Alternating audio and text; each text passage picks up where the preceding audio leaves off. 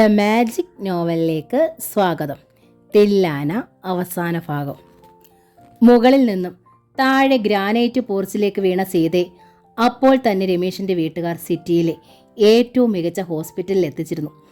ഏറ്റവും വിലപ്പെട്ട ട്രീറ്റ്മെൻറ്റ് അവൾക്ക് ലഭിക്കുകയും ചെയ്തു. പക്ഷേ സീതയുടെ അനക്കമറ്റ ദേഹത്തിന് 1 മണിക്കൂറിലധികം ജീവൻ നിലനിർത്താനായില്ല. സീതയുടെ മരണം സ്ഥിരീകരിച്ച ശേഷമാണ് രമേശ് ഹോസ്പിറ്റലിലെത്തുന്നത്. രമേശ് എവിടാണെന്ന് വീട്ടുകാർക്കോ മറ്റുള്ളവർക്കോ അറിയില്ലായിരുന്നു. അയാളുടെ മൊബൈൽ നമ്പറുകളും പ്രവർത്തിക്കുന്നില്ലായിരുന്നു. കുറ്റപ്പെടുത്തുന്ന മുഖത്തോടെയാണ് മറ്റുള്ളവർ രമേശിനെ നോക്കിയത്. എന്തിനിത് ചെയ്തടാ എന്നാണ് അച്ഛനായ ഗോപാലൻ മാഷൻ ചോദിച്ചത്. രമേശ് ബോധമറ്റവനെ പോലെ ചുവർ ചാരി നിന്നു. ഹോസ്പിറ്റൽ പരിസരം മുഴുവൻ ജനങ്ങളെ കൊണ്ട് നിറഞ്ഞിരുന്നു. ആരാധനയിലെ ക്രൂരത ആ നടനും ബന്ധുക്കളും മനസ്സിലാക്കിയത് അപ്പോഴാണ്. സീതയുടെ മൃതദേഹം കാണാനല്ല ആളുകൾ വന്നത്. ഭാര്യ നഷ്ടപ്പെട്ട സൂപ്പർ താരത്തിൻ്റെ മുഖമൊന്ന് കാണാനാണ്. രമേശ് കരയുന്നുണ്ടോ? അയാളുടെ അവസ്ഥ എന്താണ്? രമേശും പുതുമുഖ നടിയും തമ്മിലുള്ള അവിഹിത ബന്ധമറിഞ്ഞാണ് സീത ആത്മഹത്യ ചെയ്തതെന്ന് ജനം മനസ്സിലാക്കി കഴിഞ്ഞിരുന്നു. ആരാധകരിൽ വലിയൊരു പങ്കിനും രമേശിനോട് പകയായിരുന്നു. എനിക്ക് സീതയെ കാണണം, അയാൾ വിങ്ങിപ്പൊട്ടിക്കരഞ്ഞു. സീത വീട്ടിലെത്തും, അവിടെ വെച്ച് കാണാം, ഇവിടെ യാതൊരു രംഗവും ഉണ്ടാവരുത്. ജ്യേഷ്ഠൻ ജയരാമൻ രമേശിനെ ഉപദേശിച്ചു. വീൽ ചെയറിൽ ജയരാമനൊപ്പമാണ് രമേശ് ലിഫ്റ്റ് ഇറങ്ങി കാറിൽ കയറിയത്. എനിക്ക് ജീവിക്കണ്ട ഏട്ടാ. ജയരാമൻ്റെ മടിയിലേക്ക് മുഖമണച്ച് കിടന്ന് രമേശ് കരഞ്ഞു. സീത എന്തിനിത് എന്നോട് ചെയ്തു? ജയരാമൻ അതിന് മറുപടി പറഞ്ഞില്ല. സ്നേഹപൂർവ്വം രമേശിനെ തഴുകി പിടിച്ചു. വാക്കുകൾക്കിവിടെ ഒരു പ്രസക്തിയുമില്ലെന്ന് ജയരാമൻ അറിയാമായിരുന്നു. ഒരു മേജർ ഓപ്പറേഷന് ശേഷം തിയേറ്ററിൽ നിന്ന് പുറത്തു വന്നപ്പോഴാണ് ഡോക്ടർ സ്നേഹപ്രഭ വിവരം അറിയുന്നത്. മറ്റാരും അത് പറയരുതെന്ന് ഡോക്ടർ ഹരിലാൽ വിലക്കിയിരുന്നു. ഹരിലാൽ തന്നെയാണ് വാർത്ത അറിയിച്ചത്. ഒരു മോശമായ വാർത്തയുണ്ട് ഡോക്ടർ സ്നേഹ. അത് പറയാൻ എനിക്ക് വല്ലാത്ത പ്രയാസമുണ്ട്. പക്ഷേ പറയാതെയും കഴിയില്ലല്ലോ. സ്നേഹ സ്വയം കൺട്രോൾ ചെയ്യണം.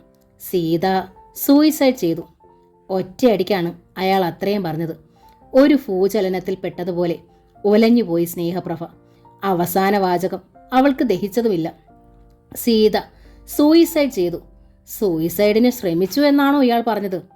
അതിനുള്ള സാധ്യത പോലും സ്നേഹയ്ക്ക് തോന്നിയില്ല. സ്വന്തം ഇഷ്ടപ്രകാരമാണ് സീത വിവാഹിതയായത്. രമേശിനെ അവൾക്ക് ജീവനായിരുന്നു. അയാളെ മറക്കാൻ കഴിയാത്തത് കൊണ്ടാണ് അവൾ ഇറങ്ങിപ്പോയത്. സ്നേഹ, പെട്ടെന്ന് ഹരിലാൽ സ്നേഹപ്രഭയുടെ ചുമലിൽ താങ്ങിപ്പിടിച്ചു. അവൾ കുഴഞ്ഞു വീഴാൻ പോകുന്നത് പോലെയാണ് അയാൾക്ക് തോന്നിയത്. മറ്റൊരു സന്ദർഭത്തിലായിരുന്നെങ്കിൽ സ്നേഹ ഹരിലാലിൻ്റെ കൈ തട്ടി മാറ്റിയനെ. ഇപ്പോൾ അവർക്കൊരു താങ്ങ് ആവശ്യമായിരുന്നു. സിസ്റ്റർ, അടുത്ത് കണ്ട സിസ്റ്ററിനെ കൈ കാട്ടി വിളിച്ചു ഹരിലാൽ. ഡോക്ടറെ എത്രയും പെട്ടെന്ന് അവരുടെ വീട്ടിലെത്തിക്കണം. മകളുടെ ഭർതൃഗൃഹത്തിലേക്കോ മകളെ അഡ്മിറ്റ് ചെയ്തിരിക്കുന്ന ഹോസ്പിറ്റലിലേക്കോ പോകണമെങ്കിലും നിങ്ങൾ തുണ പോകണം. ശരി ഡോക്ടർ. ഒരാൾക്ക് പകരം 2 സിസ്റ്റേഴ്സ് ഒരേപോലെ ഓടിയെത്തി സ്നേഹയെ താങ്ങി. മെഡിക്കൽ കോളേജിലെ ക്ലാസ് റൂമിൽ വെച്ചാണ് രാധ വാർത്ത അറിയുന്നത്. ആരോ പ്രിൻസിപ്പലിന് ഫോൺ ചെയ്യുകയായിരുന്നു. ഹരിലാൽ പറഞ്ഞതുപോലെ സൂയിസൈഡ് ചെയ്തു എന്നായിരുന്നില്ല രാധയ്ക്ക് കിട്ടിയ അറിയിപ്പ്. ആത്മഹത്യാ ശ്രമത്തിൽ ഹോസ്പിറ്റലിൽ അഡ്മിറ്റ് ചെയ്തിരിക്കുകയാണ് എന്നേ പറഞ്ഞുള്ളൂ. കേട്ട പാതി കേൾക്കാത്ത പാതി അവൾ ക്ലാസ്സിൽ നിന്ന് ഇറങ്ങി ഓടി. 2 വീലർ എടുത്ത് പുറപ്പെടാനൊരുങ്ങിയപ്പോൾ ജീവൻലാൽ ഓടി അരികിലെത്തി. ഈ സമയത്ത് താൻ വണ്ടി ഓടിക്കണ്ട, പരിഭ്രമം കൊണ്ട് താൻ കുഴഞ്ഞിരിക്കുക, ഞാൻ ഓടിക്കാം. ഒരു നിമിഷം ജീവനെ നോക്കിയിട്ട് രാധ ശരി പറഞ്ഞു. ജീവൻ സ്നേഹിതന്റെ കാറും എടുത്തു വന്നു. ഹോസ്പിറ്റലിലേക്ക് പോകാം, രാധ നിർദ്ദേശിച്ചു. ടൗണിലെത്തിയപ്പോൾ ജീവൻ ഒരു പരിചയക്കാരനെ റോഡിൽ കണ്ടു. ബൈക്കിൽ വന്ന അയാളുടെ അരികിൽ 1 മിനിറ്റ് കാർ നിർത്തി സംസാരിക്കേണ്ടി വന്നു. അയാൾക്ക് പറയാനുണ്ടായിരുന്നതും ആ നടുക്കുന്ന വാർത്തയായിരുന്നു. പിന്നിലിരുന്നിരുന്ന രാധ ഭാഗ്യത്തിന് അത് കേട്ടില്ല. തുടർന്ന് എന്തെങ്കിലും പറയും മുമ്പ് ജീവൻ വണ്ടി വിട്ടു. ജംഗ്ഷനിലെത്തിയപ്പോൾ വണ്ടി നിർത്തി ജീവൻ ഒരു ബൂത്തിൽ നിന്ന് ഹോസ്പിറ്റലിലേക്ക് വിളിച്ച് കേട്ട വാർത്ത ഉറപ്പാക്കി. ഡെഡ് ബോഡി രമേശിൻ്റെ വീട്ടിലേക്ക് കൊണ്ടുപോയി എന്ന വിവരം അറിഞ്ഞു. തിരികെ കാറിൽ കടന്നിരുന്ന ശേഷം ജീവൻ രാധയോട് പറഞ്ഞു, രാധ, നമുക്ക് തൻ്റെ വീട്ടിലേക്ക് പോയാലോ? അമ്മയും കൂട്ടി ഹോസ്പിറ്റലിലേക്ക് പോകുന്നതല്ലേ നല്ലത്. രാധ സമ്മതിച്ചു. എന്നാലും എനിക്ക് ഈ വാർത്ത വിശ്വസിക്കാൻ കഴിയണില്ല. സീത ആത്മഹത്യക്ക് ശ്രമിക്കുക, അതിൻ്റെ ആവശ്യമെന്ത്? എന്ത് ദുഃഖമുണ്ടെങ്കിലും അവൾക്ക് എന്നോട് പറഞ്ഞൂടെ? ഞങ്ങൾ സഹോദരങ്ങൾ മാത്രമല്ല, ഉറ്റ കൂട്ടുകാരുമായിരുന്നു. അവളെ എങ്ങനെ ആശ്വസിപ്പിക്കണമെന്ന് ജീവൻ അറിയില്ലായിരുന്നു. സീതയെ രാധ എത്രമാത്രം സ്നേഹിക്കുന്നുണ്ടെന്ന് അവൻ മനസ്സിലാക്കിയിട്ടുണ്ട്. രാധ പറഞ്ഞതുപോലെ അവർ സാധാരണ കൂടപ്പിറപ്പുകളല്ല. കാർ വിശ്വപ്രഭയുടെ ഗേറ്റ് കടന്നപ്പോൾ തന്നെ രാധ ചകിതയായി സിറ്റൗട്ടിൽ നിന്നും നിവർന്നു. ആ വലിയ വീടും പരിസരവും ആളെ കൊണ്ട് നിറഞ്ഞിരിക്കുന്നു. പോർച്ചിലെത്തി കാർ നിന്നതും പിൻവാതിൽ തുറന്ന് രാധ പുറത്തേക്കോടി. പോർച്ചിലും സിറ്റൗട്ടിലും ആളുകൾ തിങ്ങിയിരിക്കുന്നു. ഹാളിൽ വെറും മാർബിൾ തറയിൽ പ്രേമാനന്ദിന്റെ അമ്മയായ നളിനിയുടെ മടിയിൽ തലവെച്ച് കിടക്കുകയായിരുന്നു സ്നേഹപ്രഭ. ആ ഒരു കാഴ്ചയിൽ തന്നെ രാധയ്ക്കെല്ലാം മനസ്സിലായി. അരുതാത്തത് സംഭവിച്ചിരിക്കുന്നു. അമ്മേ എന്നലറി കരഞ്ഞുകൊണ്ട് രാധ സ്നേഹയുടെ ദേഹത്തേക്ക് വീണു. നളിനി തന്നെ രാധയും താങ്ങി. അമ്മേ, നമ്മുടെ പൊന്നിന് എന്താ പറ്റിയത്? എനിക്ക് എൻ്റെ മോളെ കാണണം, എനിക്ക് എൻ്റെ കൊച്ചിനെ കാണണം. സ്നേഹയെ നോക്കി രാധ ഹൃദയം പൊട്ടിക്കരഞ്ഞു. സുബോധത്തിൽ തന്നെയായിരുന്നു സ്നേഹപ്രഭ. പക്ഷേ ആ മുഖത്ത് ഭാവം ഉണ്ടായിരുന്നില്ല. മറ്റുള്ളവരെ പോലെ എണ്ണിപ്പെറുക്കി കരയാൻ അവൾക്കാകുമായിരുന്നില്ല. എത്രയോ പെൺമക്കൾ ചെയ്തിട്ടുള്ള ഒരു സാധാരണ തെറ്റു മാത്രമേ മകൾ ചെയ്തിട്ടുള്ളൂ. എന്നിട്ടും താൻ തൻ്റെ കുട്ടിയെ ഈ പടിക്കകത്ത് കയറ്റിയില്ല. അവളോട് പിന്നെ മിണ്ടിയിട്ടില്ല. ഇനിയും തനിക്ക് അവളോട് മിണ്ടാനാവില്ല. ഇനിയും തൻ്റെ മോൾ മാപ്പ് ആവശ്യപ്പെട്ട അമ്മയുടെ വാതിക്കൽ വരാനും പോകുന്നില്ല. എല്ലാം കഴിഞ്ഞു. സ്നേഹയ്ക്ക് സഹിക്കാനാവുന്നില്ലായിരുന്നു. എന്നിട്ടും ഉള്ളിലെ അലമുറ അവൾ പുറത്ത് കാണിച്ചില്ല. രാധ വന്നതോടെ പ്രേമാനന്ദിന്റെ അച്ഛൻ കൃഷ്ണകുമാർ അവരുടെ അരികിലെത്തി. രാധമോൾ എത്തിയ സ്ഥിതിക്ക് നമുക്ക് രമേശിന്റെ വീട്ടിലേക്ക് പോയാലോ? ഡെഡ് ബോഡി ഇപ്പോൾ അവിടെ എത്തിയിട്ടുണ്ട്. ഡെഡ് ബോഡി എന്ന് കേട്ടതും രാധ വീണ്ടും ഒച്ചത്തിൽ അലറിക്കരഞ്ഞു. എൻ്റെ പൊന്നു മോളെ, ഞാൻ എന്തിനാ ഇനി ജീവിക്കണത്? നീ എന്നെ മറന്നല്ലോ മോളെ. രാധയുടെ ആ സങ്കടം അന്യർക്ക് പോലും താങ്ങാൻ കഴിയുന്നുണ്ടായിരുന്നില്ല. സ്നേഹ, രാധ, അമ്മയും മകളെയും നളിനി തട്ടി വിളിച്ചു. നമുക്ക് രമേശിന്റെ വീട്ടിലേക്ക് പോകാം. ഇനിയും താമസിച്ചാൽ ശരിയാവില്ല. എന്തിനാ രമേശിന്റെ വീട്ടിലേക്ക് ബോഡി കൊണ്ടുപോയത്? രാധ ചാടി എണീറ്റു. അയാൾ എൻ്റെ സീതയെ കൊന്നില്ലേ? ഒരു കൊലപാതകിയാണോ കൊല്ലപ്പെട്ട ആളിന്റെ ഡെഡ് ബോഡി ഏൽപ്പിക്കേണ്ടത്? ഇങ്ങനെയൊന്നും ചിന്തിക്കേണ്ട സമയമല്ല മോളെ ഇത്. നളിനി രാധയെ തഴുകി. നമുക്ക് നഷ്ടപ്പെടാനുള്ളത് നഷ്ടമായി. ഇനി എന്താ വേണ്ടതെന്ന് സാവധാനം ആലോചിക്കാം. സ്നേഹയും രാധയും കൈ പിടിച്ച് വണ്ടിയിൽ കയറ്റിയത് നളിനിയും കൃഷ്ണകുമാറുമാണ്. പ്രേമാനന്ദം അവരുടെ ഒപ്പമുണ്ടായിരുന്നു. അയാളാണ് കാർ ഡ്രൈവ് ചെയ്തത്. രമേശിന്റെ വീട്ടിലെ ഹാളിലാണ് മൃതദേഹം കിടത്തിയിരുന്നത്. സിനിമാക്കാരെ കാണാനായി വീടും പരിസരവും ജനസമുദ്രമായിരുന്നു. ജനത്തെ നിയന്ത്രിക്കാൻ പോലീസും. സ്നേഹയും രാധയും സീതയുടെ ദേഹത്തിനരികിലെത്തിയതും രമേശ് വന്ന് സ്നേഹയുടെ കൈ പിടിച്ചു വിങ്ങി. സ്നേഹ ആ കൈ കുടഞ്ഞെറിഞ്ഞു. എനിക്ക് കാണണ്ട. അവൾ മുഖം തിരിച്ചു. എന്തിനാ ഇത് ചെയ്തത്? വിങ്ങി പൊട്ടിക്കൊണ്ട് രാധ രമേശിനോട് ചോദിച്ചു. ഞങ്ങളിൽ നിന്ന് തട്ടിപ്പറിച്ചുകൊണ്ട് പോയതല്ലേ? എന്നിട്ട്? രമേശിന് പറയാൻ ഒന്നുമില്ലായിരുന്നു. രാധ തിരിഞ്ഞ് മൃതദേഹത്തിന്റെ കാൽക്കൽ വീണു. നിന്റെ പൊന്നു മോളെ, ഒരുമിച്ച് കഴിയാനായില്ലെങ്കിലും നീ ഇവിടെ ഉണ്ടല്ലോ എന്ന സമാധാനം എനിക്കുണ്ടായിരുന്നു. നീ ഇല്ലാത്ത ലോകത്തിൽ ഞാൻ എങ്ങനെയാ ജീവിക്കുക? വേണ്ട, എനിക്ക് ജീവിക്കണ്ട. മാർബിൾ തറയിൽ അവൾ നെറ്റിയിട്ടടിച്ചു. നളിനി രാധയെ ബലമായി പിടിച്ചെഴുന്നേൽപ്പിച്ചു. എനിക്കും മരിക്കണമെന്ന് തോന്നുന്നു നളിനി.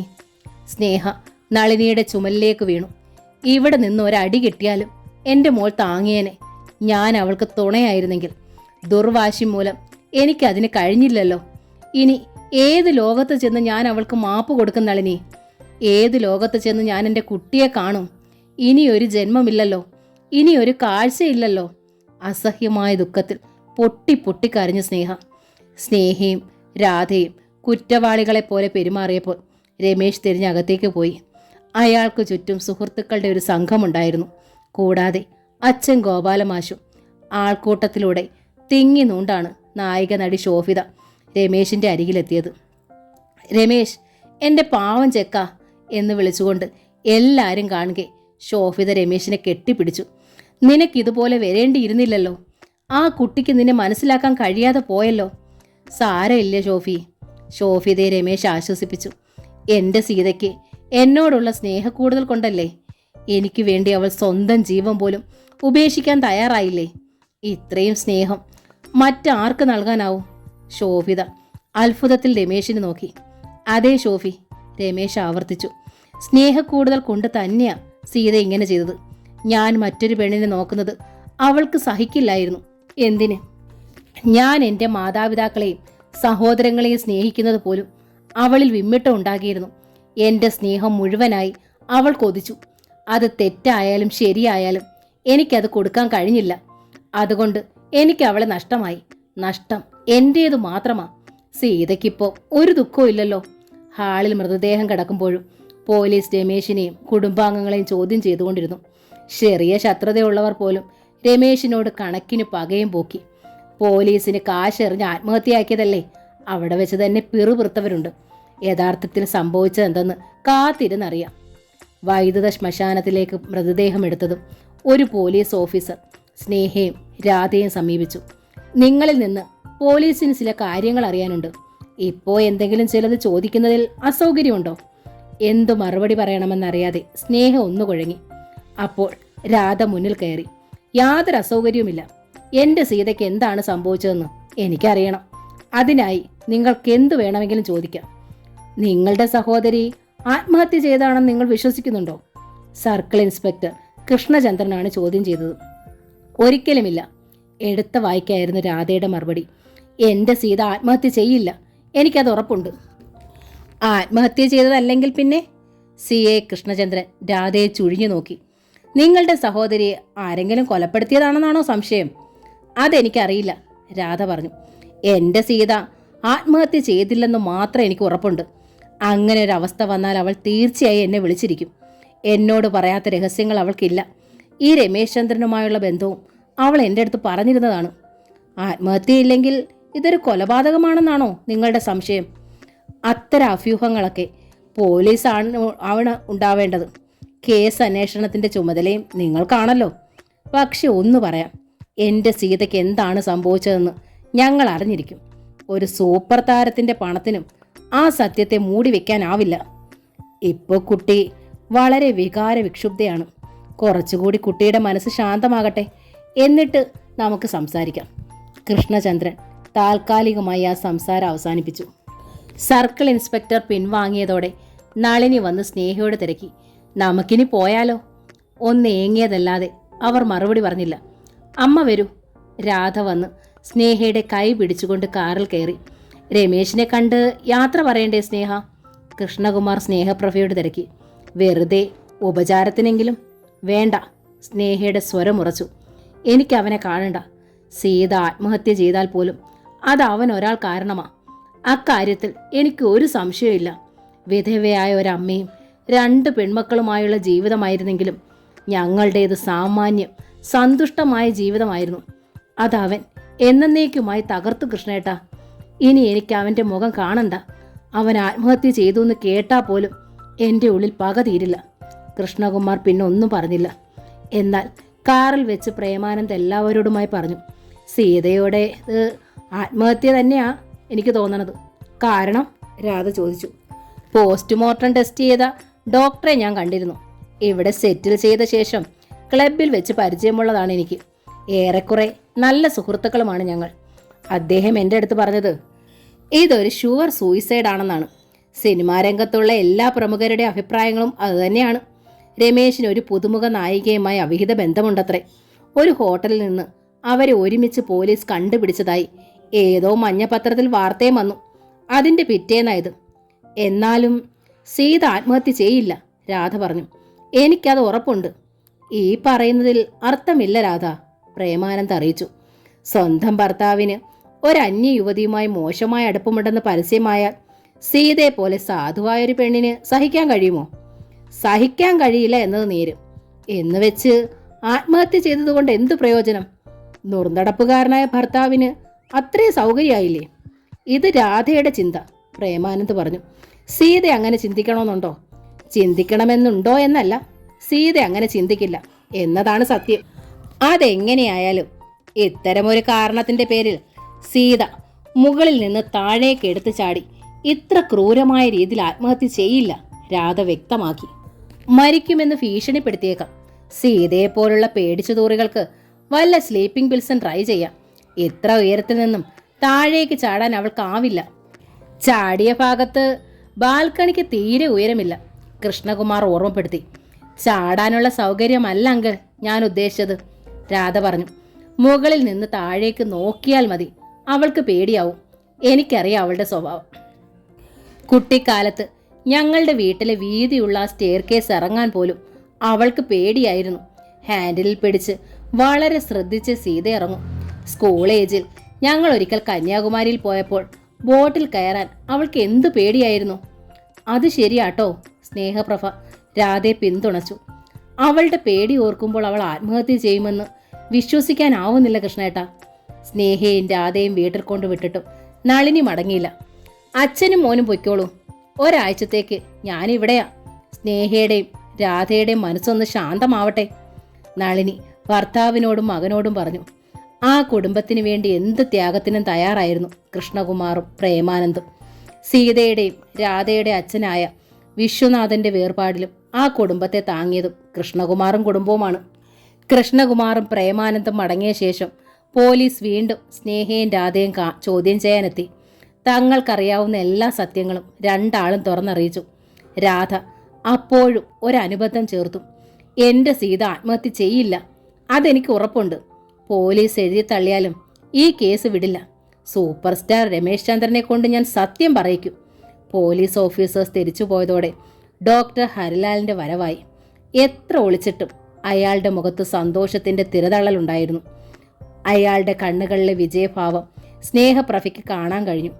സ്നേഹ വേദനിക്കരുത്. സ്നേഹയെ ഈ വേദനയിലേക്ക് തള്ളിയ രമേശ് ചന്ദ്രനെ നമുക്ക് തറ പറ്റിക്കണം, ഹരിലാൽ പറഞ്ഞു. എനിക്ക് അത്തരം ഉദ്ദേശമൊന്നുമില്ല, സ്നേഹപ്രഭ അറിയിച്ചു. വേദനിപ്പിക്കുന്നവരോടൊക്കെ പകപോക്കാൻ ആരംഭിച്ചാൽ എൻ്റെ ജീവിതം തന്നെ ഒരു പകപോക്കലായി മാറും. അർത്ഥഗർഭമായിരുന്നു ആ വാചകം. അത് മനസ്സിലാകാത്ത മട്ടിൽ ചിരിച്ചതേയുള്ളൂ ഹരിലാൽ. സ്നേഹയ്ക്ക് എന്ത് സഹായം വേണമെങ്കിലും എന്നിൽ നിന്ന് ആവശ്യപ്പെടാം, ഹരിലാൽ തുടർന്നു. മനസ്സ് ശരിക്ക് ശാന്തമായ ശേഷം ഹോസ്പിറ്റലിൽ എത്തിയാൽ മതി. ദുഃഖസ്മരണകൾ നിറഞ്ഞ ഈ വീട്ടിൽ നിന്ന് മറ്റെവിടേക്കെങ്കിലും മാറി താമസിക്കണമെങ്കിൽ അക്കാര്യത്തിൽ ഞാൻ വേണ്ട സഹായങ്ങൾ ചെയ്യാം. ഒന്നും വേണ്ട, സ്നേഹ പറഞ്ഞു. എൻ്റെ ദുഃഖം കാണുമ്പോൾ കണ്ണുകളിൽ സന്തോഷം പ്രകടമാകുന്നവരിൽ നിന്ന് ഞാൻ സഹായം കൈപ്പറ്റില്ല എന്നുകൂടി പറയണമെന്നുണ്ടായിരുന്നു സ്നേഹയ്ക്ക്.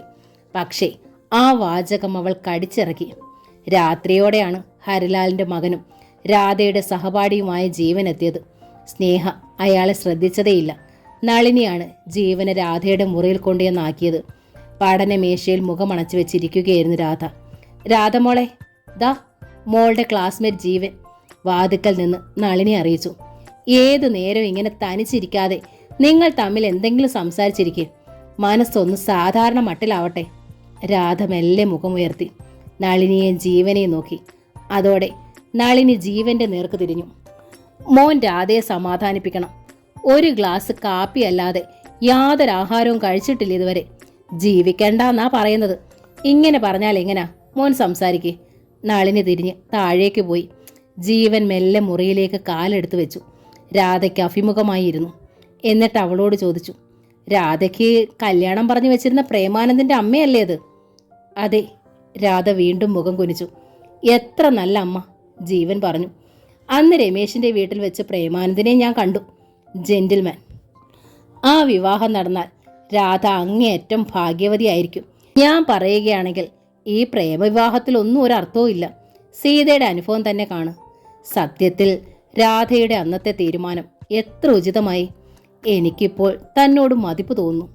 രാധ മുഖമുയർത്തി ദയനീയമായി ജീവനെ നോക്കി. എന്തോ? രാധയുടെ തൊണ്ടയിടറി. എനിക്കിപ്പം വിവാഹമേ വേണ്ടാന്നാ തോന്നണത്. മറ്റുള്ളവരുടെ മനസ്സ് നൊന്തുള്ള ശാപത്തിനൊക്കെ ഭയങ്കര ശക്തിയുണ്ട്. ആരെ ശപിച്ചു എന്നാ ജീവൻ ചോദിച്ചു. രാധ സന്തോഷമായി ജീവിക്കണമെന്നേ എനിക്കുള്ളൂ. ഒരിക്കൽ എനിക്കൊരു അതിമോഹം തോന്നിയത് സത്യമാ. ഞാൻ എന്നെ മനസ്സിലാക്കി, എൻ്റെ പരിമിതികൾ മനസ്സിലാക്കി. ജീവന്റെ കണ്ണുകൾ നിറഞ്ഞു. അപ്പോഴാണ് 2 കപ്പ് കാപ്പിയുമായി നളിനി വാതുക്കലെത്തിയത്. ജീവനും രാധയും തമ്മിൽ ഗൗരവതരമായ ഏതോ ചർച്ചയിലാണെന്നറിഞ്ഞതും നളിനി ട്രേയുമായി വാതുക്കൽ തന്നെ നിന്നു. രാധയോ ജീവനോ നളിനിയെ കണ്ടില്ല. പ്രത്യേകിച്ചും എൻ്റെ കുടുംബം. കണ്ണു തുടച്ചുകൊണ്ട് ജീവൻ തുടർന്നു. അതിമോഹിയും ദുർമാർഗിയുമായ എൻ്റെ അച്ഛൻ. രാധയുടെ അമ്മയെപ്പോലും എൻ്റെ അച്ഛൻ ദ്രോഹിക്കുകയാണ്. അമ്മയുടെ അതുല്യമായ സേവനം വിറ്റ് എൻ്റെ അച്ഛൻ കോടികൾ സമ്പാദിക്കുന്നു. മാത്രമല്ല അവരെ സ്വന്തം ചീത്ത ആഗ്രഹങ്ങൾക്ക് വശംവദനാക്കാൻ പോലും എൻ്റെ അച്ഛൻ ശ്രമിച്ചിട്ടുള്ളതായി എനിക്കറിയാം. രാധയിൽ ഞെട്ടലുണ്ടായി, നളിനിയിലും. അതേപ്പറ്റി പറഞ്ഞ് ഒരിക്കൽ എൻ്റെ അമ്മയും അച്ഛനും തമ്മിൽ നിരന്തരം വഴക്കിട്ടിരുന്നു. ആ വീട്ടിലേക്ക് എങ്ങനെ രാധയെ ഞാൻ കൊണ്ടുപോകും? അവിടെ രാധയ്ക്ക് സന്തോഷം കിട്ടുമോ? ആ വാചകങ്ങൾ കേട്ട് നളിനിയുടെ മിഴികൾ വിടർന്നു. ശ്വാസതാളം തെറ്റി. രാധയ്ക്കും മറ്റൊരു ഹൃദയബന്ധമോ? അതുകൊണ്ട് രാധ പ്രേമാനന്ദിനെ തന്നെ വിവാഹം ചെയ്താൽ മതി. നിങ്ങളെ ആശീർവദിക്കാനുള്ള മനസ്സുമായ ഞാൻ നിൽക്കണത്. ഞാൻ പറഞ്ഞില്ലേ ജീവൻ? ഇടർച്ചയോടെ രാധ ആരാഞ്ഞു. എനിക്കിനി വിവാഹത്തെക്കുറിച്ച് ചിന്തിക്കാനാവില്ലെന്ന്. അന്ന് അമ്മയുടെയും പ്രേമേട്ടൻ്റെയും മനസ്സ് തകർത്തുകൊണ്ടാണ് സീത പോയത്. എന്നിട്ടെന്തായി? അതുകൊണ്ട് ശാപത്തെക്കുറിച്ച് ഞാൻ പറഞ്ഞത്. അറിഞ്ഞുകൊണ്ട് ആര് ശപിച്ചു എന്നല്ല പറയണത്. മറ്റുള്ളവരുടെ മനസ്സ് വേദനിച്ചില്ലേ, അവർ പോലും അറിയാതെ അത് ശാപമായി മാറും. അതുപോലെ ജീവനെ വേദനിപ്പിച്ചുകൊണ്ട് ഞാൻ പ്രേമേട്ടനെ സ്വീകരിച്ചാലും അത് തീരാത്ത ശാപമായി തീരും. ഇല്ല രാധ, ജീവൻ പറഞ്ഞു. ഞാൻ രാധയെ ആഗ്രഹിച്ചെന്നല്ലേ ഉള്ളൂ. അതൊരു ഏകപക്ഷീയമായ ആഗ്രഹമാണ്. താൻ എന്നെ ആഗ്രഹിച്ചിട്ടില്ലല്ലോ, വാക്കും തന്നിട്ടില്ല. അതുകൊണ്ട് തൻ്റെ പക്ഷത്ത് ഒരു തെറ്റുമില്ല. എൻ്റെ മനസ്സ് ശപിക്കേണ്ട കാര്യവുമില്ല. ഇതിലൊരു ചെറിയ കളവുണ്ട് ജീവൻ. രാധ കിതച്ചു. എന്ത് കളവ്? ജീവൻ ഉത്കണ്ഠയായി. ഞാൻ ജീവനെ ആഗ്രഹിച്ചിട്ടില്ല എന്ന് പറയുന്നത് ഒരു കളവാണ്. ജീവൻ ഞെട്ടിപ്പോയി. വാതിലിന് പുറത്തു നിന്നിരുന്ന നളിനിയും. ജീവൻ ഇങ്ങോട്ട് സ്നേഹിച്ചിരുന്നതിലധികം ഞാൻ ജീവനെ സ്നേഹിച്ചിരുന്നു. അമ്മയുടെ സന്തോഷത്തിന് വേണ്ടി മാത്രമാണ് ഞാൻ പ്രേമേട്ടനെ വിവാഹം കഴിക്കാൻ സമ്മതിച്ചത്. സീതയെപ്പോലെ ഞാനും ആ മനസ്സ് തകർത്തുകൂടാ എന്ന് നിർബന്ധമുള്ളതുകൊണ്ട്. ജീവന് ശ്വാസം മുട്ടലുണ്ടായി. ശബ്ദിക്കാനാവാതെ അയാൾ ഇരുന്നു. അതിലും പ്രയാസം പുറത്തു നിന്നിരുന്ന നളിനിക്കായിരുന്നു. കാപ്പിക്കപ്പുകളുമായി ഇനിയും അവർക്കിടയിലേക്ക് കയറി ചെല്ലാൻ നളിനിക്കാവില്ലായിരുന്നു. ശബ്ദം കേൾപ്പിക്കാതെ അവർ തിരിഞ്ഞ് ട്രേയുമായി താഴേക്ക് നടന്നു. പിറ്റേന്ന് വൈകുന്നേരം നളിനി സ്നേഹയോട് പറഞ്ഞു, സ്നേഹ, 1 മണിക്കൂർ നേരത്തേക്ക് ഞാൻ വീട്ടിൽ പോയിട്ട് വരാം. എനിക്ക് കൃഷ്ണേട്ടനോടൊരു പ്രധാന കാര്യം പറയാനുണ്ട്. ഫോണിൽ പറഞ്ഞാൽ ശരിയാവില്ല, അതുകൊണ്ടാ. സ്നേഹപ്രഭ സമ്മതിച്ചു. സത്യത്തിൽ നളിനിക്ക് സംസാരിക്കാനുണ്ടായിരുന്നത് പ്രേമിനോടായിരുന്നു. പ്രേം അന്ന് നേരത്തെ വീട്ടിലെത്തിയിരുന്നു. ചായ കൊടുക്കുന്നതിനിടയിലാണ് നളിനി വിഷയം അവതരിപ്പിച്ചത്. ഞാനൊന്ന് ചോദിക്കട്ടെ മോനെ, നിനക്ക് രാധയല്ലാതെ ഒരു പെൺകുട്ടി വിവാഹം കഴിച്ചൂടെ? വെറുതെ നിന്റെ മനസ്സറിയാൻ ചോദിക്കണതാണ്. പ്രേം അമ്പരന്ന് പോയി. അതെന്താ അമ്മേ, രാധയ്ക്കും വേറെ വല്ല ബന്ധമുണ്ടോ? ഇപ്പോൾ നളിനി വിരണ്ടു. എങ്കിലും മുഖത്ത് തളർച്ചയൊന്നും കൂടാതെ അവൾ പറഞ്ഞു, അതൊന്നും കൊണ്ടല്ല. സീതയുടെ ദുരന്തത്തോടെ എൻ്റെ മനസ്സ് വല്ലാതായിരിക്കണം എന്ന് വെച്ച് ഇങ്ങനെയൊരു സാഹചര്യത്തിൽ നമ്മളും അവരെ കൈവിടുമോ? കൈവിടാനല്ല, നിന്റെ മനസ്സറിയാനാ ഞാൻ ചോദിക്കണത്. എൻ്റെ മനസ്സ് ഇതുവരെ അമ്മ തിരക്കിയിട്ടില്ലല്ലോ. പരിഭവത്തിലാണ് പ്രേമാനന്ദ് പറഞ്ഞത്. അമ്മയുടെ ആഗ്രഹങ്ങൾ പറഞ്ഞു ഞാൻ സമ്മതിച്ചു. അപ്പോ നിനക്കത് യഥാർത്ഥത്തിൽ സമ്മതമായിരുന്നില്ലേ? അതോ നിനക്ക് മറ്റെന്തെങ്കിലും ആഗ്രഹം അറിയാൻ ചോദിക്കുകയാണോ? അതെ. ഗോവയിൽ വെച്ച് നല്ലവളായൊരു ആംഗ്ലോ ഇന്ത്യൻ കുട്ടി എന്നെ സ്നേഹിച്ചിരുന്നു. എനിക്കും അവളെ ഇഷ്ടമായിരുന്നു. കല്യാണത്തെക്കുറിച്ചൊന്നും ഞങ്ങൾ പറഞ്ഞിട്ടില്ല. അപ്പോഴാണ് അമ്മ സീതയുടെ കാര്യം പറഞ്ഞത്. സീതയെ എനിക്ക് ഇഷ്ടമായി. പക്ഷേ അത് നടക്കാതെ വന്നപ്പോൾ എനിക്ക് കല്യാണമേ വേണ്ടെന്ന് തോന്നി. എന്നിട്ടും രാധയുടെ കാര്യം പറഞ്ഞപ്പോൾ ഒരിക്കൽ കൂടി ഞാൻ വഴങ്ങി. പക്ഷേ യഥാർത്ഥത്തിൽ എനിക്കതിന് നല്ല ബുദ്ധിമുട്ടുണ്ടായിരുന്നു. ആ കുട്ടിയോട് എനിക്കുണ്ടായിരുന്നത് ഒരനിയത്തിയോടുള്ള വാത്സല്യം മാത്രമാണ്. നിന്റെ ആ ആംഗ്ലോ ഇന്ത്യൻ കുട്ടിയോ? അവൾ ഇപ്പോഴും ഗോവയിൽ അവിവാഹിതയായി കഴിയുന്നു. എൻ്റെ ബർത്ത്ഡേകൾ ഓർത്തിരുന്ന് കാർഡ് അയക്കും, അത്രമാത്രം. അമ്മയുടെ സമ്മതത്തോടെ നിനക്ക് ആ കുട്ടിയെ മാരി ചെയ്തൂടെ പ്രേം? നളിനി വിങ്ങിപ്പൊട്ടി. അപ്പൻ രാധയോ? പ്രേം അമ്പരപ്പിൽ നളിനിയെ നോക്കി. അവൾക്കും വേറൊരു പയ്യനുണ്ട് മോനെ. നളിനി കണ്ണീർ തുടച്ചു. നീ അവളെയും മറക്കണം. നേരാണോ ഇത്? പ്രേമാനന്ദ് കിതച്ചു. അതോ അമ്മയുടെ ഊഹമോ? അല്ലെങ്കിൽ മറ്റാരെങ്കിലും പറഞ്ഞതോ? ഇതൊന്നുമല്ല പ്രേം. കണ്ണുകൾ തുടച്ചുകൊണ്ട് നളിനി പറഞ്ഞു. രാധയുടെ നാവിൽ നിന്ന് തന്നെ ഞാൻ കേട്ടതാണ്. പിന്നെ എന്തിനായി അവൾ എന്നെ വിവാഹം കഴിക്കാൻ സമ്മതിച്ചു? സ്നേഹയെ വേദനിപ്പിക്കാതിരിക്കാൻ, സീതയുടെ ചരിത്രം ആവർത്തിക്കാതിരിക്കാൻ. പ്രേം സ്തബ്ധനായി ഇരുന്നു പോയി. പക്ഷേ മറ്റാരുടെയെങ്കിലും സന്തോഷത്തിന് വേണ്ടി എൻ്റെ ഏക മകനെ കുരുതി കടുക്കാൻ ഞാൻ തയ്യാറല്ല. നിനക്ക് താല്പര്യമുള്ള, നിന്നെ സ്നേഹിക്കുന്ന ഒരു കുട്ടിയെ നീ സ്വീകരിച്ചോളൂ. അവൾ ആരായിരുന്നാലും എനിക്ക് പ്രശ്നമില്ല. വിശ്വസിക്കാൻ പ്രയാസമുള്ളതുപോലെയായിരുന്നു പ്രേം കേട്ടുകൊണ്ടിരുന്നത്. രാധ അവൾക്കിഷ്ടമുള്ള പയ്യനെ സ്വീകരിക്കട്ടെ. ആ വിവാഹം നടത്തി കൊടുക്കണമെന്ന് ഞാൻ സ്നേഹയോട് പറയാൻ പോവുകയാണ്. സീതയുടെ കാര്യത്തിൽ സ്നേഹയും ഒരല്പം പിടിവാശി കാട്ടി. അതുകൊണ്ടുകൂടിയാണ് ഇങ്ങനെയൊരു ദുരന്തം സംഭവിച്ചത്. മിണ്ടാനാവാതെ ഇരുന്നു പ്രേം. കൃഷ്ണകുമാറിനോട് കൂടി വിവരം പറഞ്ഞ ശേഷം നാളിനി തിരികെ വിശ്വപ്രഭയിലേക്ക് മടങ്ങി. നാളിനി ചെല്ലുമ്പോൾ പോലീസ് ജീപ്പ് ഗേറ്റ് കടന്നു പോകുന്നുണ്ട്. എന്തേ പോലീസ് വന്നത്? നളിനി സ്നേഹയോട് ചോദിച്ചു. പുതിയ എന്തേലും വിശേഷം? സീതയുടേത് ആത്മഹത്യയല്ല എന്ന് ഞാൻ പറഞ്ഞില്ലേ, അതിൻ്റെ തെളിവ് തിരക്കി വന്നതാണവർ, രാധ പറഞ്ഞു. ഞാൻ അങ്ങനെ വന്നത് ഇപ്പോൾ എൻ്റെ പക്ഷത്തെ തെറ്റായിരിക്കുന്നു. സീതയുടെ കൊലപാതകമാണെന്ന് ഞാൻ ഇപ്പോൾ തെളിയിക്കണം. പെണ്ണുങ്ങൾ മാത്രമല്ലേ ഇവിടെയുള്ളൂ? സ്നേഹ ചോദിച്ചു.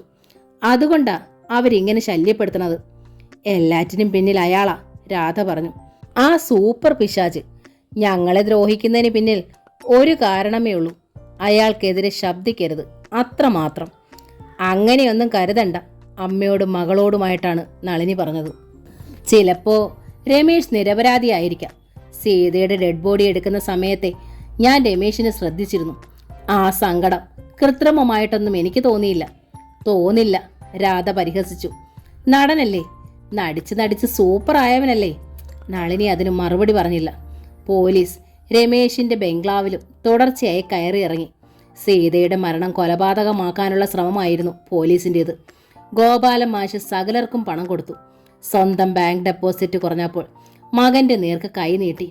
എങ്ങനെയെങ്കിലും നമുക്കിതിൽ നിന്ന് രക്ഷപ്പെടേണ്ടേ മോനെ? അത്തരത്തിലുള്ള ചെയ്ത്തല്ലേ അവൾ ചെയ്തിട്ട് പോയത്.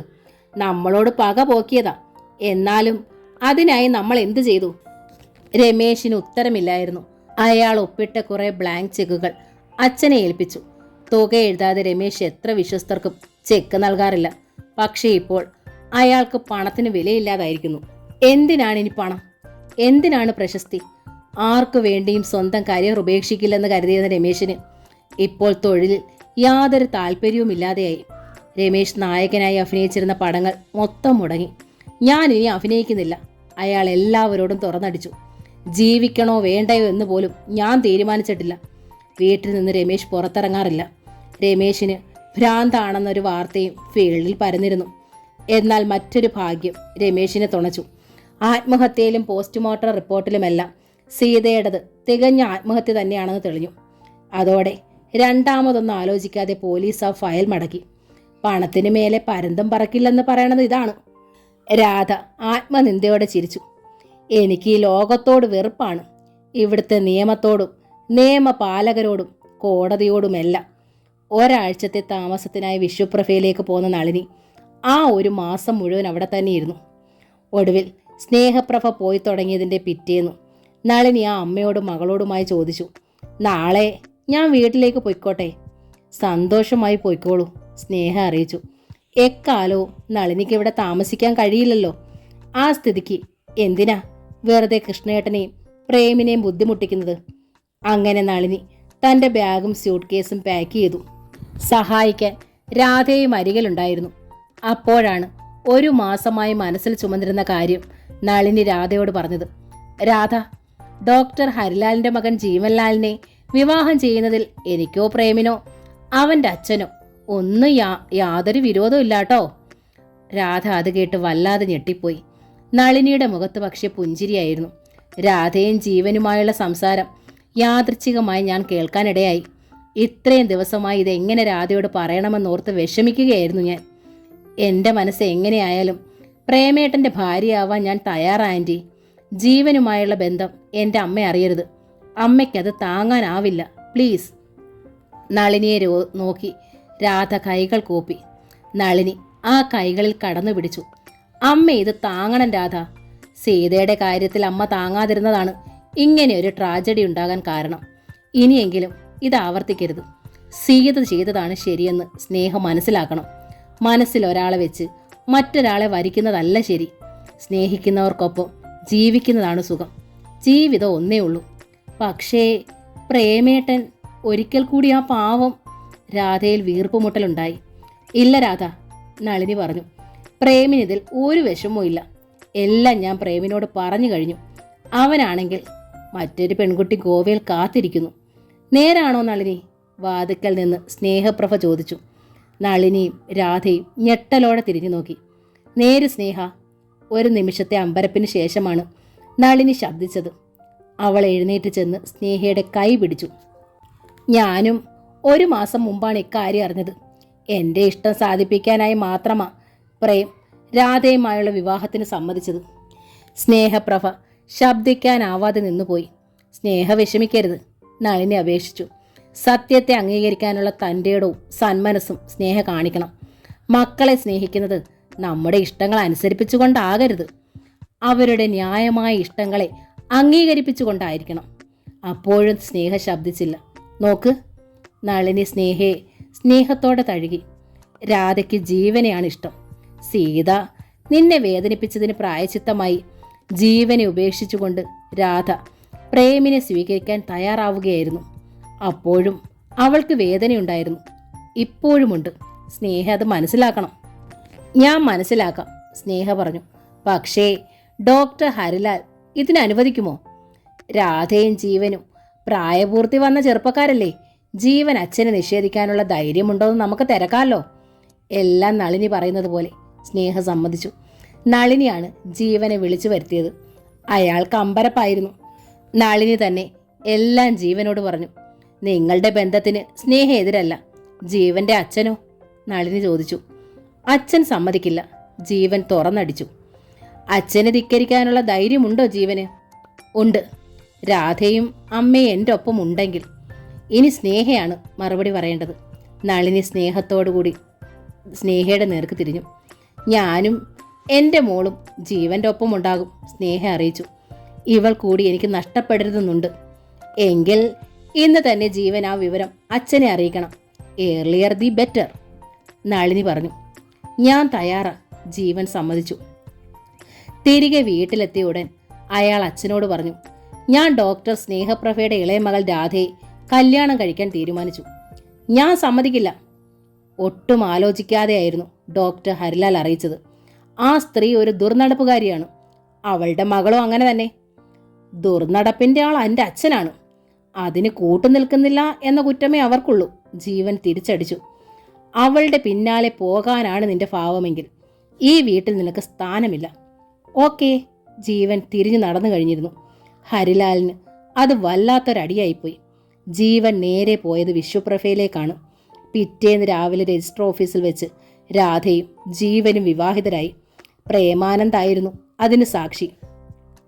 ജീവന്റെയും രാധയുടെയും വിവാഹ വാർത്ത പത്രത്തിൽ കണ്ട് ഒരു പ്രസന്റേഷനുമായി രമേശ് ചന്ദ്രൻ വിശ്വപ്രഭയുടെ വാതിക്കലെത്തി. വാതിൽ തുറന്നത് രാധയാണ്. എൻ്റെ ആശംസകൾ, രമേശ് പറഞ്ഞു. സീതയ്ക്ക് വേണ്ടിയാണ് ഞാൻ വന്നത്. പിന്നെ കയ്യിലെ പൊതിക്കെട്ട് രാധയ്ക്ക് നീട്ടി. എന്താ ഇത്? രാധ ചോദിച്ചു. എൻ്റെ വക ഒരു ഉപഹാരം. നിങ്ങളുടെ വക ഒരു ഉപഹാരം? 1 മാസം മുമ്പ് നിങ്ങൾ ഞങ്ങൾക്ക് തന്നതല്ലേ ഞങ്ങളുടെ സീതയുടെ മൃതദേഹം. അത് മതി ഞങ്ങൾക്ക്. ഞാൻ നിരപരാധിയാണ്, രമേശ് തൊഴുതു. എന്നെ വെറുക്കരുത്. ഇനിയും നിങ്ങളെയൊക്കെ കണ്ടുവേണം എനിക്ക് സീതയുടെ ദുഃഖം താങ്ങാൻ. രാധയെ ഒരു നിമിഷം ദയനീയമായി നോക്കി നിന്നിട്ട് രമേശ് തിരിഞ്ഞു നടന്നു. അയാൾ തിരികെ വീട്ടിലെത്തുമ്പോൾ ലോബിയിൽ ഒരു വ്യക്തി കാണാനായി കാത്തിരിക്കുന്നുണ്ടായിരുന്നു. ജോസ്ന എന്ന പുതുമുഖ നായിക. സീതയുടെ പഴയ സഹപാഠിയായിരുന്ന അതേ ജോസഫൈൻ. സീതയുടെ മരണശേഷം ആദ്യമായിട്ടായിരുന്നു അവൾ രമേശിൻ്റെ മുമ്പിലെത്തുന്നത്. തിരിച്ചറിയാൻ വിഷമം തോന്നും വിധം ജോസഫൈൻ ക്ഷീണിച്ചിരുന്നു. ആ കണ്ണുകളിൽ ദുഃഖം തളം കെട്ടിയിരുന്നു. ആ ജോസ്ന, രമേശ് വിഷാദത്തിൽ പുഞ്ചിരിച്ചു. ജോസ്നയല്ല, ജോസഫൈൻ, അവൾ തിരുത്തി. ഞാൻ സിനിമ വിട്ടു, എന്നേക്കുമായി. ഞാൻ എന്തിനാ ഇനി സമ്പാദിക്കുന്നത്?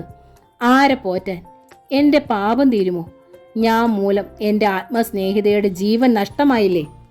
നീ മൂലമല്ലല്ലോ ജോസഫി, രമേശ് ചോദിച്ചു. നീ നിരപരാധിയല്ലേ? നിനക്കും ദൈവത്തിനും അതറിയില്ലേ? അതെ, എനിക്കും ദൈവത്തിനും മാത്രമേ അറിയൂ. ഏറിയാൽ രമേശിനും കൂടി. മറ്റുള്ളവർ എന്നെ പഴിക്കുകയില്ലേ? ആശ്വാസത്തിന് ഞാനിപ്പോൾ കരിസ്മാറ്റിക് പ്രവർത്തനങ്ങളിൽ ഏർപ്പെട്ടിരിക്കുകയാണ്. നല്ലത് ജോസഫി, നിനക്ക് മനഃശാന്തി ഉണ്ടാകട്ടെ, രമേശ് ആശംസിച്ചു. സീത ആത്മഹത്യ ചെയ്തതാണെങ്കിൽ എനിക്ക് എങ്ങനെ മനഃശാന്തി ഉണ്ടാകും രമേശ്? ജോസഫൈൻ ചോദിച്ചു. എൻ്റെ വാക്കുകൾ സീത വിശ്വസിച്ചില്ലല്ലോ. നിന്റെ വാക്കുകളോ? രമേശ് അതിശയിച്ചു. നീ സീതയെ വിളിച്ചിരുന്നോ? ഉവ്വ് രമേശ്, ജോസഫൈൻ കിതച്ചു. ആ വാർത്ത പുറത്തായ ഉടനെ ഞാൻ സീതയെ വിളിച്ചിരുന്നു. എല്ലാം കളവാണെന്ന് ആണയിട്ട് പറഞ്ഞിരുന്നു. സീത അത് വിശ്വസിച്ചതായും എനിക്ക് തോന്നി. എന്നിട്ടും പിന്നെ രമേശ് തീർത്തും അസ്വസ്ഥനായി. കേട്ടതൊക്കെ നുണയാണെന്ന് ജോസഫി പറഞ്ഞതിന് ശേഷമാണോ സീത ആത്മഹത്യ ചെയ്തത്? അതെങ്ങനെ സംഭവിക്കും? രമേശ് കുഴങ്ങി. ഒരു പക്ഷേ സീതയ്ക്ക് ഞാൻ പറഞ്ഞത് വിശ്വാസമായിട്ടുണ്ടാവില്ല. അല്ലെങ്കിൽ അവൾ ആത്മഹത്യ ചെയ്തതാവാനും വഴിയില്ല. രണ്ടാമത്തെ വാചകം രമേശിനൊരു നടുക്കമുണ്ടാക്കി. മുറ്റത്ത് കിടന്ന ടാക്സിയിൽ ജോസഫൈൻ ചെന്ന് കയറുവോളം രമേശ് നോക്കി നിന്നു. പിന്നെ തിരിഞ്ഞകത്തേക്ക് നടന്നു. അയാൾ ഹാളിൻ്റെ വാതുക്കലെത്തിയപ്പോൾ അകത്തുനിന്ന് ഏട്ടൻ ജയരാമൻ്റെ ഉറച്ച ശബ്ദം കേൾക്കായി. ഇല്ല, ഞാനിനി ഈ വീട്ടിൽ ഒരു ദിവസം കൂടി താമസിക്കില്ല. രമേശിൻ്റെതായ ഒരു ചില്ലിയും ഞാൻ ഉപയോഗിക്കില്ല. മാത്രമല്ല എൻ്റെ കുടുംബത്തിന് വേണ്ട ഒന്നും. രമേശ് പകച്ചുപോയി. അയാൾ വാതുക്കൽ തന്നെ നിന്നു. ജയരാമ, നീ ഒന്ന് പതുക്കെ പറ. മാഷിൻ്റെ അപേക്ഷാസ്വരവും പുറകെ രമേശിൻ്റെ കാതിലെത്തി. രമേശ് എങ്ങാൻ കേട്ടോണ്ട് വരും. രമേശ് മെല്ലെ അകത്തേക്ക് എത്തി നോക്കി. വീൽ ചെയറിലിരിക്കുന്ന രമേശ് ജയരാമൻ്റെ ചുറ്റുമായി അച്ഛനും അമ്മയും മറ്റു കൂടപ്പിറപ്പുകളും, കൂടാതെ ജയരാമൻ്റെ ഭാര്യ സുനിതയും കുട്ടികളും. ചൂട് പിടിച്ച ഒരു വാക്കുതർക്കത്തിലാണ് അവരെന്ന് തോന്നി. രമേശിന് മാത്രം ഒന്നും മനസ്സിലായില്ല. രമേശ് കേൾക്കേണ്ടതാ, പല്ലിറുമ്മിക്കൊണ്ട് ജയരാമൻ. പക്ഷേ ഞാനായി പറയില്ല. എന്നാലും എനിക്കിത് സഹിക്കാനാവില്ല. എന്തൊക്കെ ന്യായങ്ങൾ അച്ഛൻ പറഞ്ഞാലും അച്ഛൻ്റെ ഈ കൊടും ക്രൂരതയ്ക്ക് മാപ്പ് തരാനും എനിക്കാവില്ല. ഒരു മാസത്തിലധികമായി നെഞ്ചിലൊരു തീക്കൊണ്ടം ചുമന്ന് ഞാൻ നടക്കണം. മോനെ, മാഷിൻ്റെ കരച്ചിൽ. നിങ്ങളെല്ലാവർക്കും വേണ്ടിയാണ് ഞാനിത് ചെയ്തത്. പ്രത്യേകിച്ച് നിനക്ക് വേണ്ടി, ഒപ്പം രമേശിന് വേണ്ടി. ആ പെണ്ണ് നമുക്ക് മൊത്തം ഒരു തടസ്സമായിരുന്നു. എന്തോ ശക്തമായ ഒന്ന് നെറുകയിൽ വന്ന് അടിച്ചു കൊണ്ടതായി രമേശിന് തോന്നി. അയാളുടെ കണ്ണുകൾ മിഴിഞ്ഞു. രമേശ് നേരെ മുറിയിലേക്ക് കയറി ചെന്നു. രമേശിനെ കണ്ടതും മുറിയിലുണ്ടായിരുന്ന എല്ലാവരും സ്തബ്ധരായി. സർവ്വമുഖങ്ങളും വിളറി വെളുത്തു. രമേശ് നടന്ന് ഗോപാലമാഷിൻ്റെ അരികിലെത്തി. നിറമെഴികളോടെ മാഷ് നോക്കിക്കൊണ്ടാണ് ആ കൈ പിടിച്ചു. എന്താ അച്ഛാ, എന്താ ഈ പറയണത്? എന്താ അച്ഛൻ ഇവർക്കെല്ലാം വേണ്ടി ചെയ്തത്? ഗോപാലമാഷിന് ശ്വാസം മുട്ടൽ അനുഭവപ്പെട്ടു. അയാൾ ദയനീയമായി മറ്റുള്ളവരെ നോക്കി. മറ്റുള്ളവർ ഒരേപോലെ അയാളിൽ നിന്നും മുഖം തിരിച്ചു. അച്ഛൻ എന്താ മിണ്ടാത്തത്? രമേശ് മാഷിൻ്റെ കയ്യിലെ പിടിമുറുക്കി. അത് മാഷ് വിക്കി. തുടർന്ന് എന്തെങ്കിലും പറയാൻ അയാൾക്ക് കഴിഞ്ഞില്ല. അതോടെ രമേശ് ഏട്ടൻ ജയരാമൻ്റെ നേർക്ക് തിരിഞ്ഞു. എന്താ ഏട്ടാ കാര്യം? ഇവിടെ നിങ്ങൾ എന്താ പറഞ്ഞുകൊണ്ടിരുന്നത്? ഏത് പെണ്ണാ നിങ്ങൾക്കൊക്കെ തടസ്സമായത്? ജയരാമൻ മുഖം കുനിച്ചു. മെല്ലെ ഒരു വശത്തേക്ക് വീൽ ചെയർ ഉരുട്ടി. ഏട്ടൻ പോകരുത്.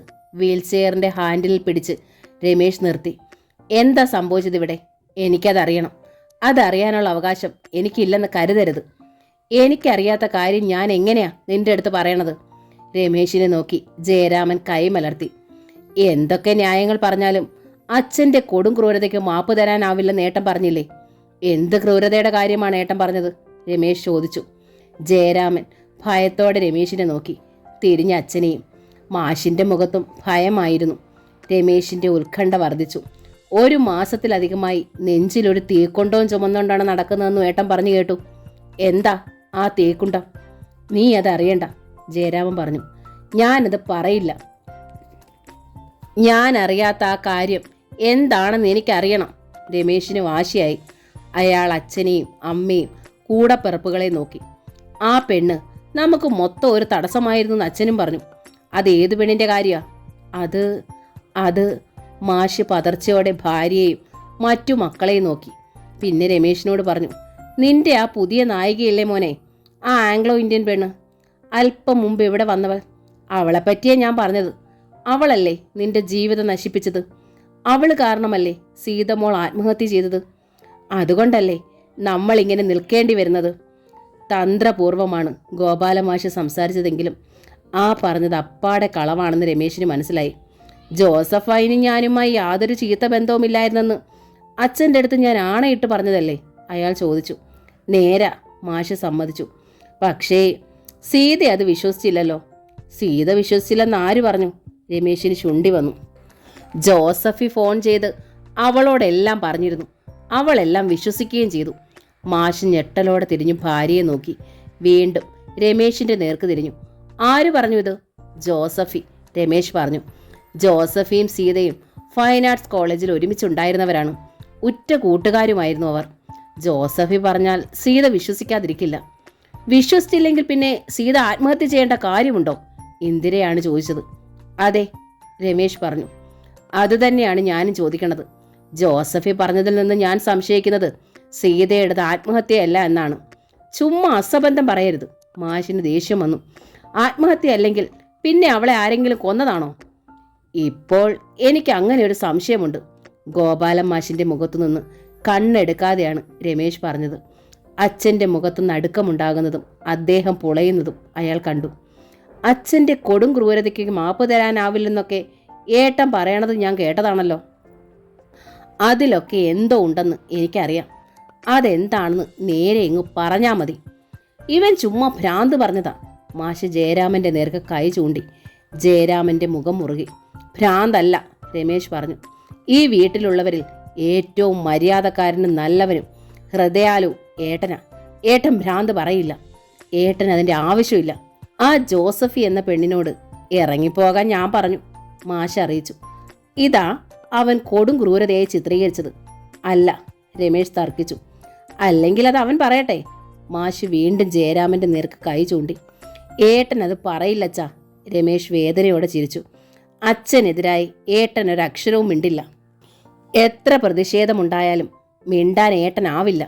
അത്രയ്ക്ക് അച്ഛനോട് കടപ്പാടുണ്ട് ഏട്ടന്. പക്ഷേ ഏട്ടന് എന്നോടൊരു കടമയുണ്ട്, അത് മറക്കണ്ട. അയാൾ ജയരാമൻ്റെ മുഖത്തേക്ക് നോക്കി. മുഖം കുനിച്ചിരിക്കുകയായിരുന്നു ജയരാമൻ. നീ എന്തൊക്കെയാ രമേശ് ഈ പറയണത്?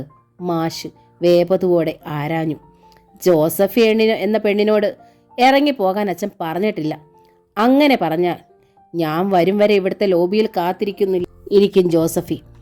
അച്ഛൻ പറഞ്ഞതിലൊക്കെ കളവിപ്പോ ജോസഫിയെ ഫോണിൽ വിളിച്ച് ഞാൻ തെളിയിക്കാം. മാഷ് പതറി വിളറി. ആ മുഖത്തെ പരിഭ്രമം കണ്ട് രമേശ് ചിരിച്ചു. അച്ഛൻ പേടിക്കണ്ട, എനിക്ക് തെളിവ് വേണ്ട. തെളിവുകളില്ലാതെ തന്നെ എല്ലാ സത്യങ്ങളും എൻ്റെ മുന്നിൽ തെളിഞ്ഞു വരുന്നുണ്ട്. രമേശ്, നീ എന്നെ ഭ്രാന്ത് പിടിപ്പിക്കരുത്, മാഷി യാചിച്ചു. അച്ഛൻ എന്നെ ഭ്രാന്ത് പിടിപ്പിച്ചില്ലേ? ജീവിതം ഇല്ലാതാക്കിയവനല്ലേ? ലോകത്തിൻ്റെ മുന്നിൽ കൊള്ളരുതാത്തവനാക്കിയില്ലേ? ആത്മഹത്യയുടെ വക്കീലെത്തിച്ചില്ലേ?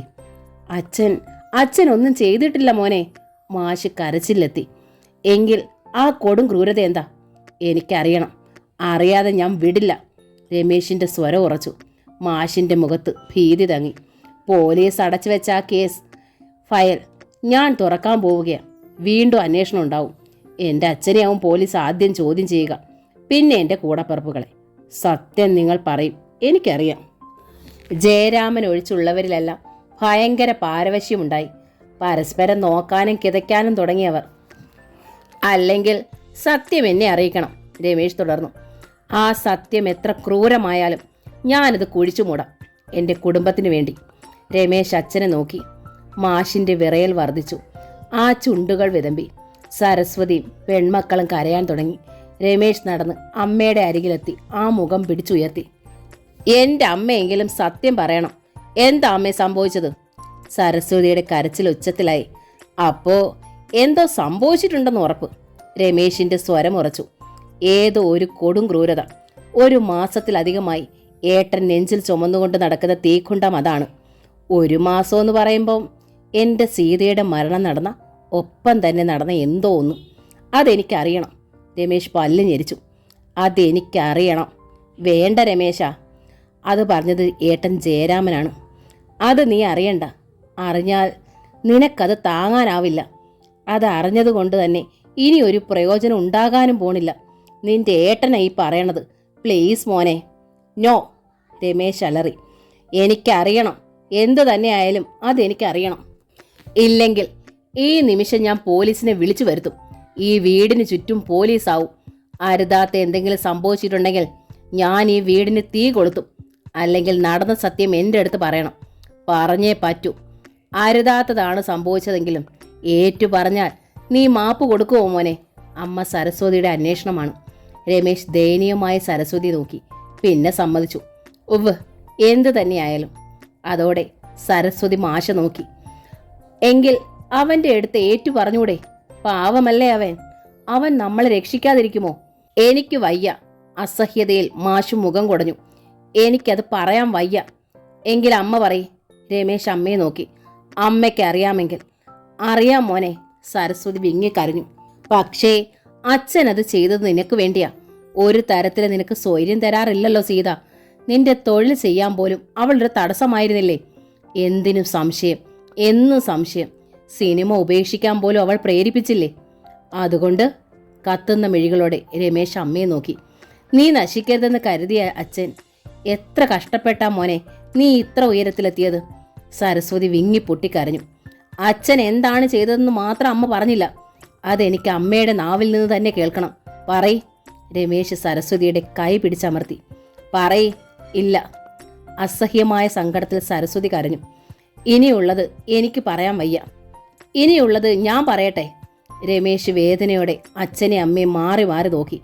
ടെറസിൽ നിന്ന് സീത ചാടിയതല്ല. എൻ്റെ അച്ഛൻ അവളെ തള്ളിയിട്ടതാണ്. പൊളഞ്ഞുപോയി ഗോപാലമാശു. അതെയോ? പറയ്. കത്തുന്ന മെഴികളോടെ രമേശ് അച്ഛനെ നോക്കി.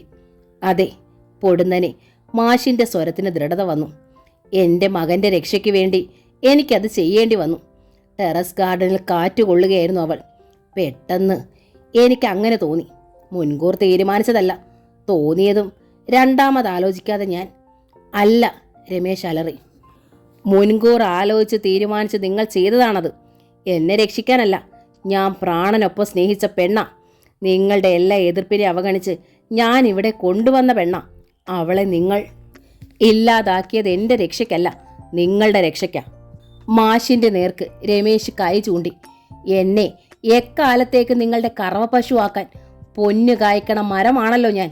പൊഴിയുന്ന പൊന്നൊന്നും മറ്റൊരുവളുടെ കൈകളിൽ എത്തരുതെന്ന് നിങ്ങൾ തീരുമാനിച്ചു. മോനെ. മാഷ് കരഞ്ഞു. മിണ്ടരുത്. രമേശ് കൽപ്പിച്ചു.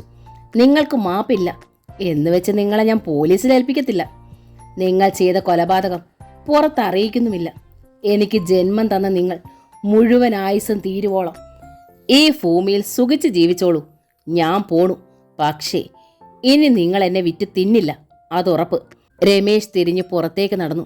മോനെ. സരസ്വതി കരഞ്ഞു. പക്ഷേ രമേശ് നിന്നില്ല. പോർച്ചിലെത്തി അയാൾ കാറിൽ കയറി കാർ സ്റ്റാർട്ട് ചെയ്തു. അന്നത്തെ സായാഹ്ന പത്രം നാടിനെ നടുക്കുന്നൊരു വാർത്ത കൊണ്ടുവന്നു.